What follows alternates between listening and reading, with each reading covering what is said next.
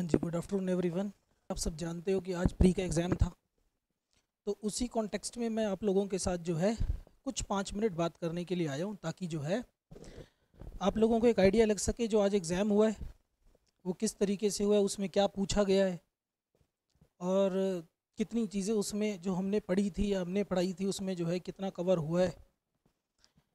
तो देखो, आज मैं सबसे पहले जीएस पेपर की अगर बात करूँ तो उस जीएस पेपर के अंदर मेरे पास क्वेश्चन जो है पेपर सेट सी है, और ये हमारी वेबसाइट पे भी अवेलेबल है। आप वेबसाइट पे जाके इसको डाउनलोड भी कर सकते हो। और मैं क्योंकि अभी इसके बाद दूसरी क्लास शेड्यूल्ड है, तो कुछ बच्चों ने इसी बैच को बीच में भी ज्वाइन किया था, पीछे वालों को ही ख़त्म हो गया था, तो जितना थोड़ा बहुत तुमने पढ़ा है तुम्हारे साथ मैं शेयर करना चाहता हूँ ग्लिम्स आज के पेपर की, कि जो हमने पढ़ा तो उसमें कितना कैसे कैसे रहा। तो इन शॉर्ट अगर मैं बोलूँ तो मैंने क्वेश्चन पेपर पूरा एनालाइज किया, उसमें एक एक क्वेश्चन को देखा। आप लोगों की क्लास में हम हर बार नोटबुक स्कैन के लिए मंगाते रहते हैं, मुकुल आपकी बहुत सारी हमने नोटबुक्स ली थी और अलग अलग बच्चों की हम लेते रहते हैं। तो मैंने एक एक पार्ट उसमें बच्चों का देखा कि हाँ कौन सा कवर था, कौन सा कवर नहीं था। कुछ चीज़ें हमने डाल रखी थी, हमने आपकी वीडियोस में मैंने जा करके पॉज करके देखी कि क्या ये चीज़ है या नहीं है।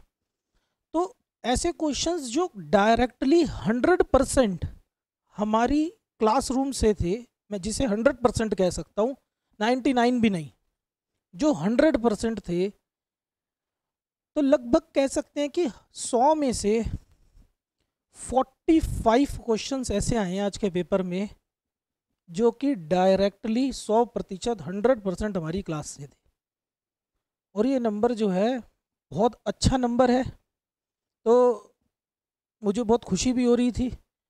और कुछ बच्चे आज हमारे पेपर देने गए भी हो या इस वजह से कुछ आए भी नहीं है। तो मैं कुछ क्वेश्चंस में देखूं अगर, तो सेट सी के अंदर हिस्ट्री में क्वेश्चन नंबर 1 to 20 जो है हिस्ट्री के थे। और हिस्ट्री की अगर क्वेश्चन बात करें तो काफ़ी सारे क्वेश्चंस जो हैं, जैसे आपको बीच में इंडस वैली सिविलाइजेशन पढ़ाया था, तो इंडस वैली सिविलाइजेशन के अंदर हमने आपको एक चीज़ वहाँ पे पढ़ाई थी, धोलावीरा के बारे में हमने एक बात बताई थी। तो इस बार भी क्वेश्चन नंबर 12 आया, विच one of the following ancient towns is well known for its elaborate system of water harvesting and management. याद करो, हमने ये 4 क्वेश्चन किया था और ऑप्शन आया हुआ है धोलावीरा, कालीबंगा, ऐसे 4 ऑप्शन दिए। तो ऑब्वियसली धोलावीरा था, तो हमने क्लास में इसको अच्छे से डिस्कस किया था। और फिर मैंने आपकी नोटबुक में भी देखा, उसके अंदर आपको टेबुलर फॉर्म में एक समरी लिखवाई थी और लास्ट में भी हमने ये बात लिखवाई थी। तो ये चीज़ भी हमारी डायरेक्टली क्लास से था। और याद करो, एक आपको जब दिल्ली सल्तनत पढ़ाया गया था, तो दिल्ली सल्तनत के टाइम पर इल्तुतमिश की कहानी पूरी समझाई थी। तो वहाँ बताया था कि कैसे जो है इन्वेजन हुआ, क्यों उसको सेवियर ऑफ जो है दिल्ली सल्तनत भी कहा जाता है, और वहाँ सारी बात समझाई थी। सीधा डायरेक्ट क्वेश्चन इस बार जो है क्वेश्चन नंबर 8 डायरेक्ट वहीं से था कि क्वेश्चन नंबर 18, सॉरी 8 नहीं, क्वेश्चन नंबर 18 डायरेक्टली वहीं से ही था, that it was during the reign of Iltutmish that Chinggis Khan reached the Indus। तो ऑब्वियसली बात है ये वहीं से था, बाकी 2 ऑप्शन इसके अंदर गलत दे रखे थे, तो कहीं ना कहीं ये क्वेश्चन भी डायरेक्टली हमारी हिस्ट्री से था। तो मैं हर सब्जेक्ट से कुछ 1 2 4 क्वेश्चन बता देता हूँ ताकि एक रफली आइडिया लग जाए, बाकी आप वेबसाइट पे जाकर चेक कर ही सकते हो। इसमें एक क्वेश्चन जो है, मैं कह सकता हूँ, इकोनॉमी जिसने पढ़ी है, आपने इकोनॉमी वो बैच आपने भी ज्वाइन किया था, आपने भी किया था, तो कुछ बच्चों ने नहीं किया था, एक अलग बात है, लेकिन हाँ जिसने करी है इकोनॉमी, जिसको मैंने पढ़ाया था, तो वो बस इतना बता सकते हैं कि क्या हमने ये चीज़ क्लास में कवर अप करी थी या नहीं करी, इतना तो आइडिया लग ही जाएगा। और आजकल तो आप वैसे भी इकोनॉमी पढ़ रहे हो, है ना? ठीक है।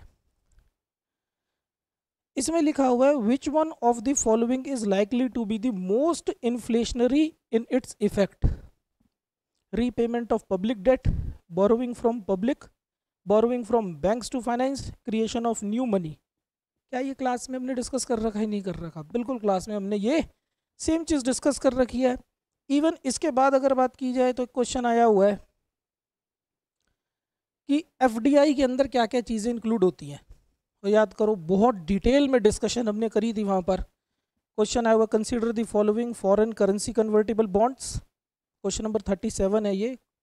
Foreign institutional investment with certain conditions, global depository receipts GDRs पढ़ाई थी आपको, और नॉन रेजिडेंट एक्सटर्नल डिपॉजिट्स, इनमें से which of the above can be included in the foreign direct investment. तो ये डायरेक्टली क्लास नोट्स से आया हुआ था, मैंने अभी क्लास नोट्स भी रेफ़र करी, उसके अंदर नोट्स भी मैंने जा कर के देखा।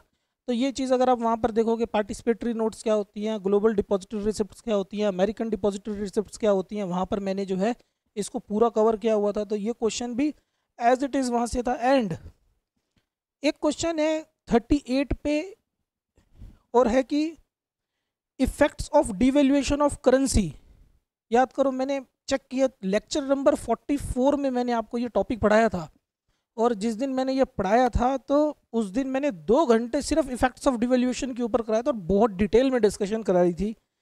और आज क्वेश्चन पूछ रहा है कि effects of devaluation of currency is that it necessarily improves the competitiveness of domestic exports, इससे डोमेस्टिक एक्सपोर्ट बढ़ जाएगा। दूसरा, increasing foreign value of domestic currency, या तो उसकी वैल्यू बढ़ जाएगी, या फिर इम्प्रूव्स द ट्रेड बैलेंस। और याद करो, मुझे लगता है मैंने 20-25 अलग अलग तरीके से सारी चीज़ें समझाई थी। तो डायरेक्टली हमारी ये क्लासरूम का क्वेश्चन था। फिर अगर मैं बात करूँ एनवायरनमेंट एंड इकोलॉजी की, वहाँ पर भी हमने एनवायरनमेंट इकोलॉजी पढ़ी थी, और अंकुर शायद आपने वो बैच ज्वाइन किया था एनवायरनमेंट इकोलॉजी वाली क्लासेस उस टाइम, मुकुल आपने भी किया था, तुषार आपने भी वो किया था। तो उसमें आपको बायो जियो केमिकल साइकिल्स के बारे में पढ़ाया था, और उसके अंदर जो है नाइट्रोजन साइकिल क्या है, कार्बन साइकिल्स क्या है, वो सारी चीज़ पढ़ाई थी। तो वहाँ से हमारा डायरेक्ट क्वेश्चन है क्वेश्चन नंबर 47। फिर क्वेश्चन नंबर 48 आया है कि डेटरी वॉर्स किसे कहते हैं, और ये भी एनवायरनमेंट इकोलॉजी में पढ़ा रखा है। उसकी डेफिनेशन में मेरे पास अंकुर की कॉपी स्कैन थी, तो मैंने उसमें से चेक किया। इसके बाद अगर मैं बात करूँ इकोनॉमी के बाद अगर पॉलिटी की, तो पॉलिटी जो है अगेन फिर भी पिछले सालों की तरह, आ जाओ प्लीज़, अगर मैं पॉलिटी की बात करूं तो पॉलिटी फिर से जैसे पिछले साल सारे क्वेश्चंस हमारे यहीं से ही थे, इस बार मैं कह सकता हूं वैसे तो 100% कवरेज था, 90% डायरेक्ट था, 10% थोड़ा करंट ओरिएंटेड था अगर बच्चे ने देखा होगा, नहीं तो 90% क्वेश्चंस डायरेक्टली क्लास में से थे। कुछ क्वेश्चंस मैं आपको बताता हूँ, हो सकता है आपको कुछ पता भी हो, और क्वेश्चन का लेवल भी बहुत जो है, क्वेश्चन का लेवल भी जो है बहुत ही ज़्यादा हाई नहीं था, मुझे तो बिल्कुल नहीं लगा, और मुझे लगता है जिसने क्लासेस ली थी उसको भी नहीं लगा होगा। क्वेश्चन है जैसे right to privacy is protected under which article of the constitution of India. 4 option दे रखे हैं, आर्टिकल 15, 19, 21 और 29। तो क्या कौन सा आर्टिकल है ये? आर्टिकल 21, 2 नंबर फ्री के। आपको लगेगा सर मजाक चल रहा था क्या? नहीं, ये सीरियसनेस है, ठीक है। इसी तरीके से इन्होंने ऐसे बहुत सारे पॉलिटी के अंदर भी क्वेश्चंस पूछे। अगर मैं बताने की कोशिश करूं तो पॉलिटी का सेक्शन जो आया है इनका, पॉलिटी का क्वेश्चन नंबर 51 to 54 पॉलिटी के थे, क्वेश्चन नंबर 61 to 70 भी पॉलिटी के थे, 97 to 100 भी पॉलिटी के थे। 3 अलग अलग सेक्शंस में इन्होंने पॉलिटी पूछी, और बड़े आसान आसान क्वेश्चन पूछे। जैसे मैं एक क्वेश्चन और पूछता हूँ आपसे, बिना अभी पढ़े, आपको भी कईयों को पता होगा, तो मुझे तो बड़ा अच्छा लग रहा था क्वेश्चन पेपर देख के। What was the exact constitutional status of India on 26 January 1950? Question repeat करने की जरूरत तो नहीं है। What was the exact constitutional status of India on 26 January 1950? 4 options दे रखे हैं। 26 जनवरी को हमारा कॉन्स्टिट्यूशन डेमोक्रेटिक रिपब्लिक था, दूसरा सोवरेन डेमोक्रेटिक रिपब्लिक था, तीसरा सोवरेन सेकुलर डेमोक्रेटिक रिपब्लिक था, और चौथा sovereign socialist secular democratic Republic था। ये क्लास में हमने कई बार कर रखा है, हमारे को पता है कि जब सोशलिस्ट पढ़ाया था तो बताया था सोशलिस्ट वर्ड लेटर स्टेज पे ऐड किया गया था। तो आंसर इज सी। तो ये डायरेक्ट क्वेश्चंस थे, तो ये ऐसे क्वेश्चंस एक एक क्वेश्चन जो है क्लास में से हमने कर रखा है। और याद करो प्रीएम्बल जो हमने बड़े अच्छे से डिटेल में डिस्कस किया था, तब भी वहाँ अमेंडमेंट्स आपको ये बातें वहाँ लिखवा रखी थी। तो ये क्वेश्चन भी पूरा का पूरा हमारी क्लास से था। अब ये आ रहा है व्हाट इज द, ये भी क्लास में डिस्कस कर रखा था, what is the position of right to property in India. याद करो बताया था आर्टिकल 31 डिलीट हो गया था, लिखा हुआ है fundamental right available to citizens only. क्या ऐसा है क्या? नहीं, neither fundamental right nor legal right, ऐसा भी नहीं है। Legal right available to any person, किसी भी, या फिर legal right available to citizens only. Obviously बात है, आर्टिकल 300A की बात थी, और बताया था पहले फंडामेंटल राइट होता था, और ये भी समझाया था वो फंडामेंटल राइट क्यों डिलीट कर दिया था, फिर ये फंडामेंटल से हट के लीगल राइट बन गया था। लीगल राइट क्या होते हैं, फंडामेंटल, तो डायरेक्टली हमारी क्लास का क्वेश्चन था, तो मुझे बड़ा अच्छा लगा। एंड अभी एक क्वेश्चन और अभी तुम्हारे को कुछ दिन पहले पढ़ाया जा रहा था, सिर्फ बेसिक बातें समझा रहा था मैं तुम्हें कि कॉन्स्टिट्यूशनल मोनार्की क्या होती है, और दुनिया भर की बात समझा रहा था। तो इसी तरीके से एक क्वेश्चन आया, कुछ दिन पहले ही चर्चा हो रही थी कि कॉन्स्टिट्यूशनल गवर्नमेंट का क्या मतलब होता है। ये क्वेश्चन जो है वो कह रहा है कॉन्स्टिट्यूशनल गवर्नमेंट का क्या मतलब होता है। 4 ऑप्शन दिए हैं कि ये एक रिप्रेजेंटेटिव गवर्नमेंट होती है with the notion with federal structure, ये गवर्नमेंट होती है जिसका हेड एंजॉय करते हैं नॉमिनल पावर को, ये गवर्नमेंट होती है जिसके हेड एंजॉय करते हैं रियल पावर को, ये गवर्नमेंट होती है limited by the terms of constitution. तो कौन सा ऑप्शन होगा, डी ऑप्शन है। ये तो अभी हमने डिस्कस किया है कि ऐसी सरकार है जिसकी जो है पावर्स को क्या कर दे, कॉन्स्टिट्यूशन लिमिट लगा दे। और याद करो ये वर्ल्ड हिस्ट्री के टाइम पे भी समझाया हुआ है कि भाई वर्ल्ड हिस्ट्री के टाइम पर पहले किंग के पास सारी पावर होती थी, उस किंग की पावर को लिमिट कर दिया गया और कॉन्स्टिट्यूशन लिख कर लेकर आए गए। तो याद करो, फिर ये भी बताया था आपको कि एनसीईआरटी क्लास 11th की चैप्टर 1 के अंदर भी बेसिक टर्म्स वहाँ पर गिवन है, वहाँ पर भी ये क्वेश्चन है। तो मुझे लगता है ये क्वेश्चन जो है लेवल उसका बहुत ही आसान क्वेश्चन था, और अगर क्लास में किसी ने सीरियस से किया होगा तो फॉर श्योर वो जो है बच्चा अच्छे से करके आया होगा। ज़्यादातर क्वेश्चंस जो हैं हमारे डायरेक्टली इसी तरीके से क्लास से ही थे। अब जैसे क्वेश्चन आया हुआ है, देखो उसी दिन ये भी पढ़ा रहा था मैं आपको अभी कुछ दिन पहले।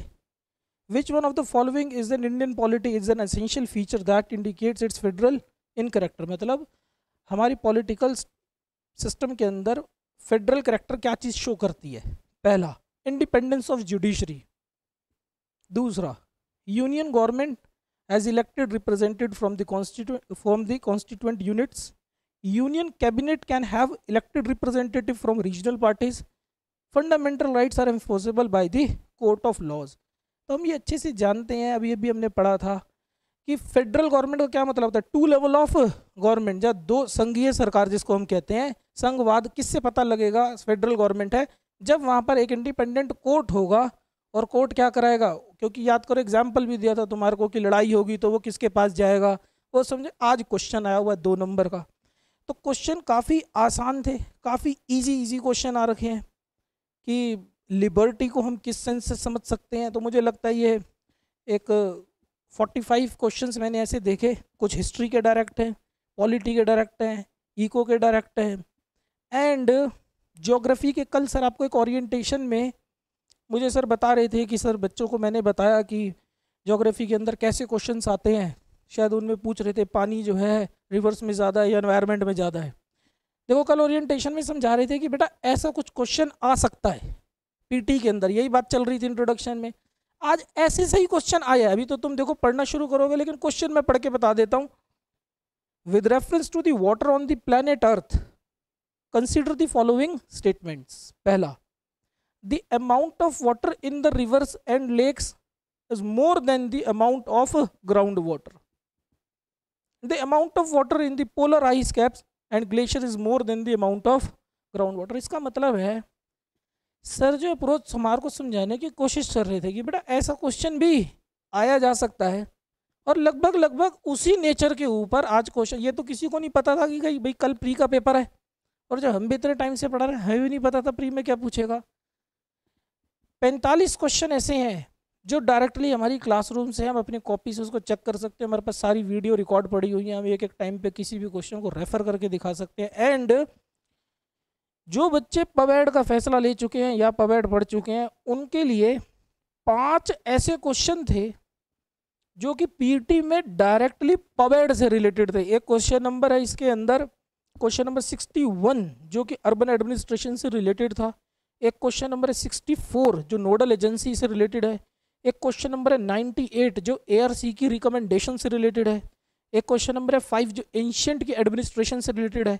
ऐसे 5 क्वेश्चंस टोटल हैं जो कि पब्लिक एडमिनिस्ट्रेशन से जो है डायरेक्ट रिलेट करते हैं। मतलब जीएस में उन बातों को चर्चा नहीं की जाती है, लेकिन उन बातों की चर्चा सिर्फ पवेड में होती है। तो paved prove to be very much helpful in this prelims exam. तो मैं आपको पहले भी यही बोल रहा था तो ऑलमोस्ट मुझे लगता है 10 नंबर का ये बोनस था उन बच्चों के पास जिसके पास पब्लिक एडमिनिस्ट्रेशन ऑप्शनल था, और बाकी 45 क्वेश्चन वो है ही। तो ऑलमोस्ट मैं बोल सकता हूँ कि लगभग 50 क्वेश्चन अगर इन 5 को भी मैं जोड़ दूँ कि ऐसे हो सकते हैं जो 50 क्वेश्चन 52 या एक दो ऊपर नीचे हों, तो 50 एक एवरेज क्वेश्चन हो सकते हैं जो कि हमारी क्लास से डायरेक्टली हैं। एंड मैप की क्लास से 4 क्वेश्चन ऐसे आए हैं जो हमने जो है 3 क्वेश्चन तो हमने डायरेक्टली कवर करा रखे हैं, एक आया इंदस रिवर सिस्टम से रिलेटेड। तो ज्योग्राफी की क्लासेस के मैंने देखे कि बहुत इजी क्वेश्चन आ रखे हैं। तो ओवरऑल देखो, मैं तुम्हारे को यही बात शुरू से डे 1 से बोल रहा हूँ कि मैंने एक एक क्वेश्चन को आप देख सकते हैं कि जैसे मेरे पास ये क्वेश्चन पेपर आया तो मैंने एक एक क्वेश्चन को जो ये येलो मार्क कर रखा है मैंने, ये सारे क्वेश्चन हुए जो आपकी कॉपी से टैलिड पड़े हैं कि 100% क्लासरूम से हैं, ये 100% क्लास से है, 100% क्लास। मैंने ये येलो कलर से जहाँ जहाँ हाईलाइट कर रखा है ये सारे क्वेश्चंस हुए हैं जो आपके 100% क्लासरूम से हैं। और मुझे लगता है कि 45 क्वेश्चन अगर आपको ऐसे देखने को मिल जाए, 45 क्वेश्चन, तो ये बहुत बड़ा रिलीफ होता है। और मैं पहले ही दिन से ये बोल रहा हूँ, ज़्यादा पढ़ने की ज़रूरत नहीं है, 10 किताबें पढ़ने की ज़रूरत नहीं है, एक किताब पढ़ो लेकिन उसको 10 बार पढ़ो, वो ज़्यादा मदद करेगी। बच्चा कोशिश करता है कि जब तक मैं इतनी सारी ढेर ना लगा दूं किताबों का, ध्यान एक भी चाहे ना रहे, तब तक जो है उसको सेटिस्फेक्शन नहीं मिलती। इकोनॉमी जब हमने कराया था तो कुछ बच्चे सवाल पूछते थे कि भाई कहाँ से करा रहे हो, कैसे करा रहे हो, कहाँ लिखा हुआ है, कहाँ। हमने बोलता भाई करते चलो, जिस दिन प्री का एग्ज़ाम होगा हम यहीं मिलेंगे, हम भी यहीं होंगे, अगर ना आए सीधा यहीं आ जाना। क्लास की डिस्कशन से है, जो टेक्स्ट बुक्स दे रखी हैं सारी चीज़ें वहीं से आई हैं। तो देखो, अगर आज हम कह सक रहे हैं 45-50 आए हैं, तो बच्चे ने इसके बाद, अभी तो मैंने साइंस के क्वेश्चंस और ज्योग्राफी के क्वेश्चंस मैंने सर से पूछे नहीं कि कौन से पीछे के टैली नहीं करे, तो होपफुली 10-15 क्वेश्चंस वो भी होंगे। तो मुझे लगता है कि पास होने के लिए जो गाइडलाइंस आपको दी जा रही है, जिस तरीके से आपको बताया जा रहा है, जो स्ट्रेटेजीज आपके साथ डिस्कस की जा रही हैं, उस तरीके से इस एग्ज़ाम को निकाला जा सकता है। लगातार इस तरीके से चीज़ें हो रही हैं, क्वेश्चन पेपर से अवेलेबल है, आप देख सकते हो। तो पेपर से घबराने की ज़रूरत नहीं है, you have sufficient time. And जो बच्चे नेक्स्ट ईयर पेपर दे रहे हैं उनके लिए भी मैं यही बोलूँगा, या जो उससे नेक्स्ट ईयर दे रहे हैं, कि जिस तरीके से आप पढ़ रहे हो, आप अच्छे से अपना इसको पढ़ते चलें, जो स्ट्रेटजीज़ आपके साथ शेयर की जा रही हैं जिस भी तरीके से आप उसको फॉलो करते चलें। एंड मुझे उम्मीद है कि जिस तरीके से हर साल हमारी क्लासेस से जो है क्वेश्चंस आते रह रहे हैं, उम्मीद करूँगा कि नेक्स्ट टाइम भी हम जो है उस तरीके से आपको पढ़ा पाएंगे, यूपीएससी के जो है ऑलमोस्ट दायरे में वो क्वेश्चंस आ सकें। बाकी इससे रिलेटेड जब हमारी क्लासेस होंगी, कल परसों जब भी शेड्यूल्ड रहेंगी हमारी जीएस की क्लासेस, तो हम जो है इन पूरे क्वेश्चन पेपर को आपके साथ एक बार क्लास में डिस्कस कर लेंगे।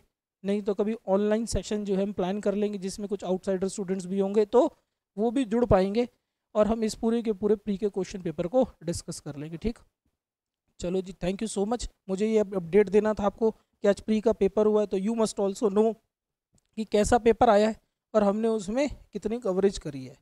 Thank you so much ji.